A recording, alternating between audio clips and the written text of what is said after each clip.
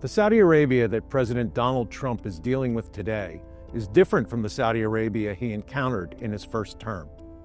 At the beginning of 2017, when Trump first came into office, the current Saudi Crown Prince and Prime Minister, Mohammed bin Salman, known as MBS, was neither Crown Prince nor Prime Minister. He was still consolidating his power and his position at home and sought the support of the Trump administration to do that. As part of that process, he steered Saudi policy very much in the direction that President Trump wanted, particularly on Iran. He was an enthusiastic supporter of the policy of maximum pressure on Iran, comparing Iranian leader Ayatollah Khamenei to Hitler and threatening to, quote, bring the fight to Iran itself. MBS was also more than willing to throw his weight around in the region. He initiated a military campaign with the United Arab Emirates against the Houthis in Yemen. He organized a boycott and blockade of his neighbor Qatar for its support of Islamist groups in the region and its sponsorship of the television station Al Jazeera.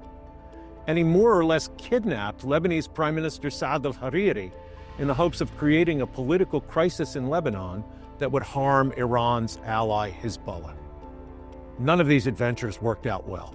MBS also demonstrated a willingness to deal with Israel that was unprecedented in recent Saudi history. Though Saudi Arabia did not join the Trump administration's Abraham Accords, it seemed like it was only a matter of time before it would. Things are different now. MBS has fully consolidated his position in Saudi Arabia as Crown Prince and as the effective decision-maker in all fields.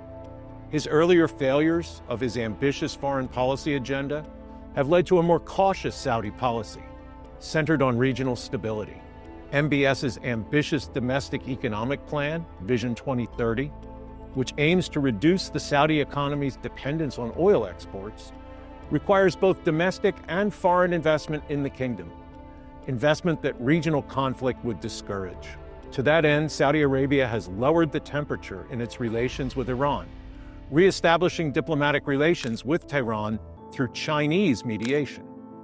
It has sustained a ceasefire with the Houthis in Yemen, refusing to participate in the American campaign against them, initiated by President Joe Biden and continued by the Trump administration. And it has maintained good relations with Russia, its partner in the OPEC Plus group of oil producers, and China, its largest energy customer, even while pursuing negotiations with the U.S. on a formal security treaty and cooperation on the development of the Saudi nuclear power infrastructure.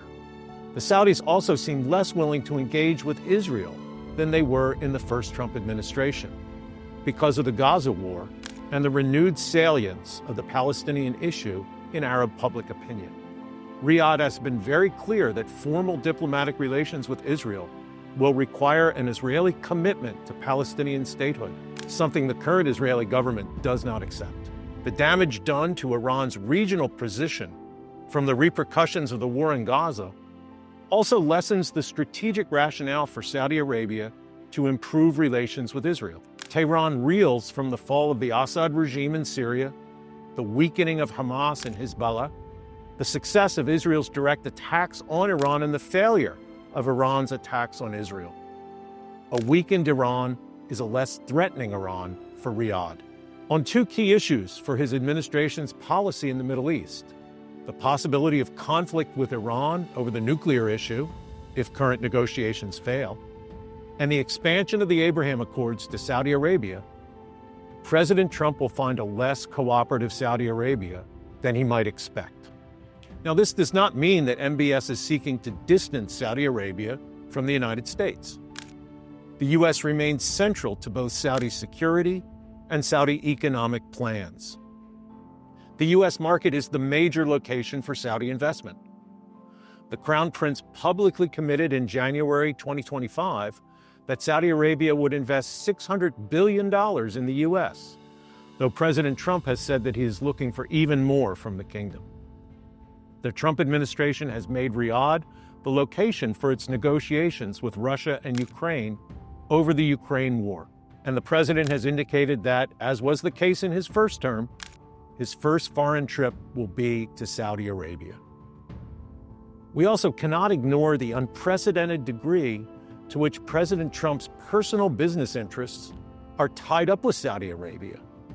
Through the LIV Golf Tour, which plays at Trump golf courses, and various real estate projects in the Middle East, including a proposed Trump Tower in Jeddah, Saudi Arabia's second largest city. Despite these ties, there remains an element of mistrust in the Saudi-American relationship. The Saudi leadership was shocked and disappointed in President Trump when he failed to respond against Iran when Iran attacked Saudi oil facilities in September 2019.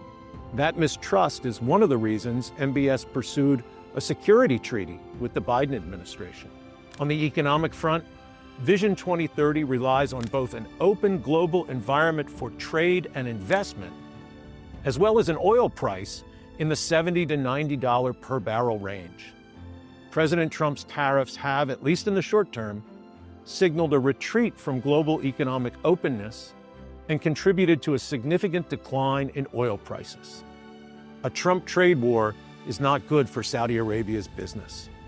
Like the rest of the world, Saudi Arabia is waiting to see exactly how the disruptions of the Trump administration, both in terms of Middle East issues and the global economy, play out. The Saudis are ready to deal with President Trump, but he may find them somewhat less cooperative on a number of issues than he might assume.